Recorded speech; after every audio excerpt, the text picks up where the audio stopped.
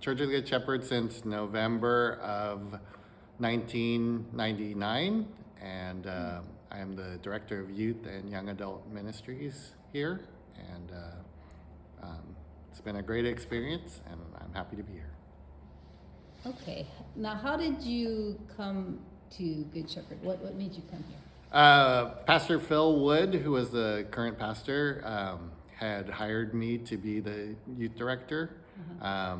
I was at Tahunga United Methodist Church, and he had known me from Glendale First because he was a pastor there while I was growing up.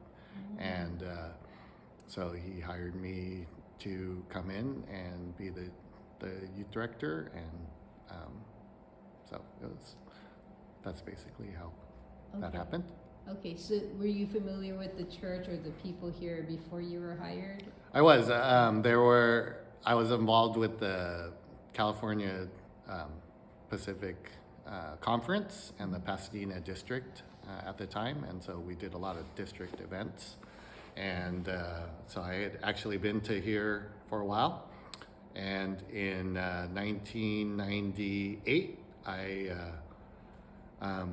got married, and we lived in Arcadia, just down the street.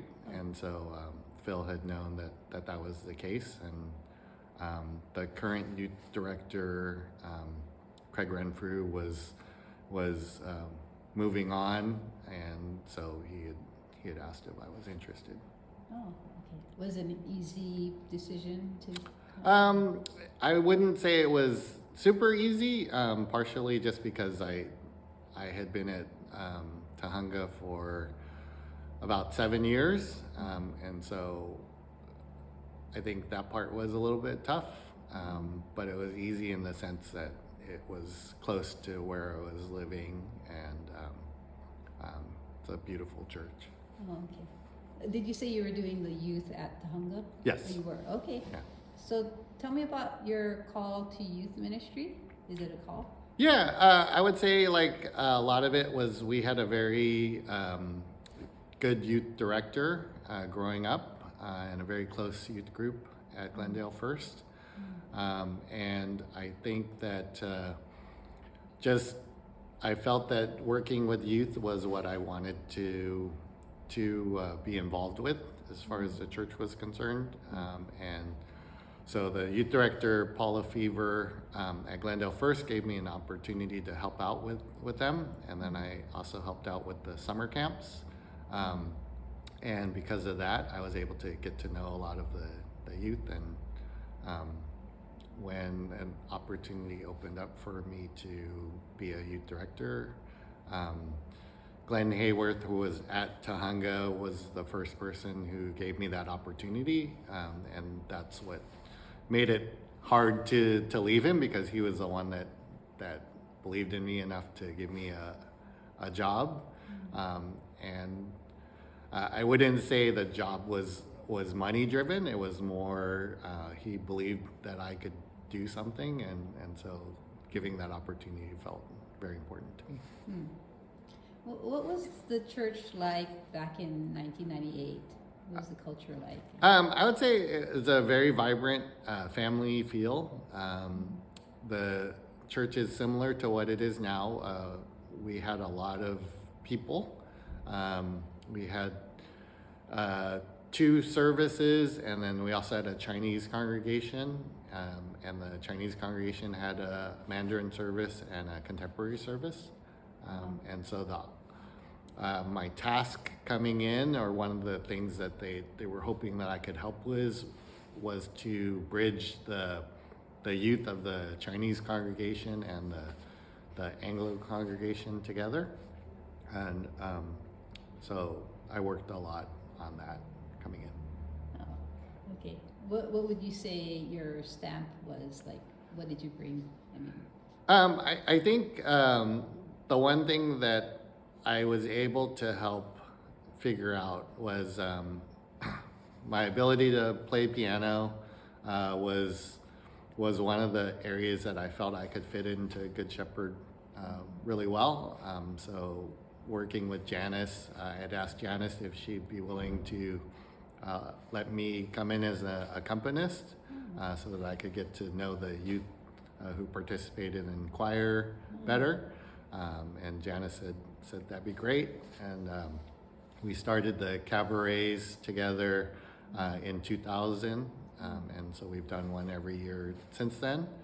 And I think the other part was that I was able to, being Chinese, I was able to kind of fit the community and kind of what the community is offering. And so I think that helped a lot. Mm-hmm. What are the strengths of Church of the Good Shepherd as a church? I definitely feel that the main strengths are the togetherness and the family feel, the concern for the community, and I think that it's very good at being kind of in the heart of the city, but not overpowering the city. I think that it's a very integral part of the community, and because of that, it plays its role very well in being an important part of it. Do you have any faith stories of yourself or youth that start with yourself? Yeah, I definitely feel that getting to be here is kind of a faith story in itself, if only because of the fact that I was able to get married and we bought a house in Arcadia, and all of a sudden I'm working at the church in Arcadia, and the person who's the pastor there is someone who saw me grow up. This church has been there for the birth of my oldest daughter, Stephanie, in 2000, my middle daughter, Caitlin, in 2003, and my son in 2009. It has been there for when my wife got diagnosed with ovarian cancer, and was there to provide comfort when my wife passed away. And I believe because of that, I was in the right place at the right time, and the community is kind of in the right place. The other thing that has benefited from all of this is that, so Ann Grimmett, who works with me at St. Mark's, was a member here before I joined. There are a couple other people that were members of their church here before I started. And just the connection between my business life and my job at St. Mark's and the spiritual life here at Good Shepherd, there's a lot of connections. Natalie Poole, who is the finance chair here, was one of the advisors for me at Glendale First when I was in the youth group. Kevin and Cindy Snavely were people that I knew when I met my wife, and Kevin and Cindy were responsible for my wife and I going on our first date and getting to know each other. So I believe all of those things together are not, either I'm just a super lucky person, or I believe that God really had a place in putting me in the right place at the right time. God had a integral role in pushing me in the right direction. I never feel like I was forced to do anything that I didn't want to do, but the opportunities seemed to come up at the right time and the right place. So I definitely believe that faith has an important part in that, and God has played a role in that part of my life. That's great. How about other maybe kids that you've had, or people that you've worked with? Have you seen their faith develop, and how so? Yeah. Maybe one in particular. Well, I know the people that I grew up with in our youth group, we had about 9 people. They were all girls and myself. One of them became a Methodist minister. 3 of them are teachers. 1 became a principal. Everyone that I've grown up with or been involved with has gone into a life of helping other people. And I really believe that that's a part of being a part of a church and being a part of a fellowship group. The ones that I have had in my youth group, many of those have gone on to become teachers. So two that I know of for sure, Tiffany Crosby, who's now Tiffany Young, and Jennifer Bolgen, who's now Jennifer Bolgen the clerk. Tiffany teaches at First Avenue Middle School, and Jennifer Bolgen the clerk teaches at Highland Oaks. And so there's a lot, there's too many to name, but there's a lot of people that have gone into those types of things. I ran into someone yesterday that knows Carolyn, Josh Wen, also was in the youth group, and he is now, he does gospel music for a church, and he produces music. And I think just stories like that are nice to hear because, you know, maybe at the time when they were, I know for Josh, when he finished youth group, like working at a school was the farthest away from his vision. And he would have the opportunity to do that and produce music. And so I think there's a lot of things like that that kind of make it special.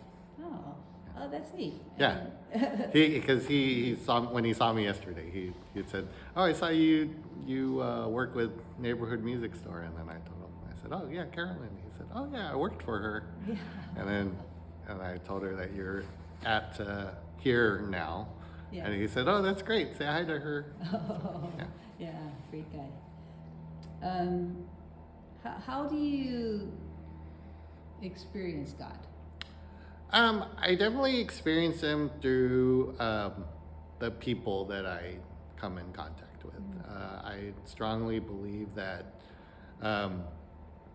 every person is kind of an image and a reflection of God, and the challenges that come with are spoken through him and spoken through the people that are coming. I don't believe that bad things happen to bad people or bad things happen to good people. I think bad things happen to everyone, but in the grand scheme of things, something bad that happens here on earth is ultimately not going to matter because our goal is to get to heaven. And in heaven, that's where all of the riches are, all the joys, all of the love, all the support. And so even in cases of like a fire burning down a city, it's like, yes, it's sad, but is it devastating? I wouldn't say that because it's not anything that we're going to take with us when we die anyway. And I think that it's in those times that we are able to recognize who really is who we should be focusing on. So I think that helps us to remember God a little bit. It's hard to remember God when everything is going peachy keen. And, it's a little bit easier when something bad happens, but ideally we need to recognize God is there no matter when in our lives where things are happening. I like that. Yeah. I love that. Did you process the fires with the kids? I did, and I think for a lot of them that's resonated with them. You know, I think they understand what's happening, and you know, not to downplay, like it's a traumatic event that they have, but I think they understand that they're going to be stronger because of it, and that no one lost their lives. You know, Yeah. so I think that